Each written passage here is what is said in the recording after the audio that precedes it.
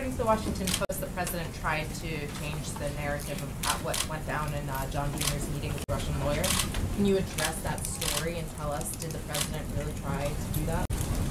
Look, the statement that Don Jr. issued is true. There's no inaccuracy in the statement. The president weighed in as any father would based on the limited information that he had. This is all discussion, frankly, of no consequence. There was no follow-up. It was disclosed to the proper parties, which is how the New York Times found out about it to begin with. The Democrats want to continue to use this as a PR stunt and are doing everything they can to keep this story alive and in the papers every single day.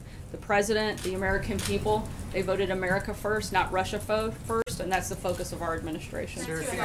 John? Can you clarify the degree to which the president weighed in? He certainly didn't dictate, but you know, like I said, he weighed in, offered suggestion like any father would do.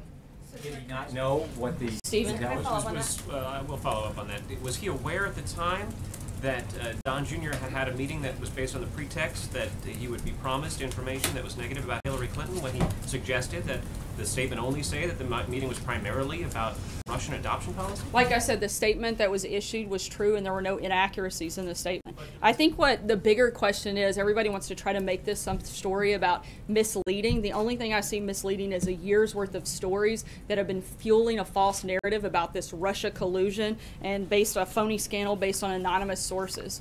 And I think that is, if we're going to talk about misleading, that's the only thing misleading I see in this entire process.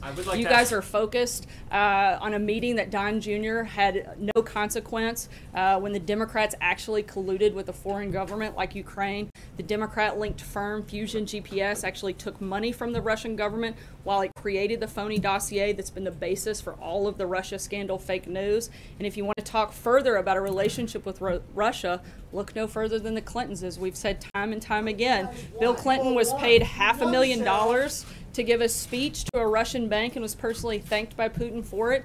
Hillary Clinton allowed 1/5 of America's uranium to reserve to be sold to a Russian firm whose investors were Clinton Foundation donors, and the Clinton campaign chairman's brother lobbied against sanctions on Russia's largest bank and failed to report it. If you guys want to talk about having relations, which you seem obsessed with doing, look no further than there. If you want to talk about somebody who's actually been tough on Russia, look at President Trump.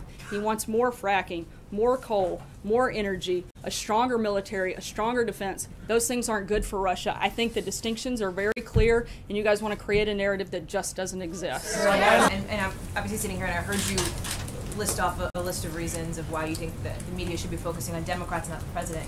And not to belabor an obvious point, but Hillary Clinton is certainly not in the Oval Office. Donald Trump is. And there seems to be a trust deficit that is being created with some on Capitol Hill. And I want to tell you what Lindsey Graham said this morning on the Today Show. That he says if this is true, this Washington Post reporting, it was a bad decision by the president, which will make us ask more questions. When you get caught in a lie about one thing, it makes it hard to say, well, just let the other stuff go. Is this what is hurting the president's legislative agenda, this credibility issue on that? I think what's hurting the legislative agenda is Congress's inability to get things passed. Can you elaborate on that a little bit, Sarah? Because clearly there is a concern from some Republicans that the president is not always being as truthful as he could be. How does he plan to address that? I think by being truthful and transparent as he has every single day.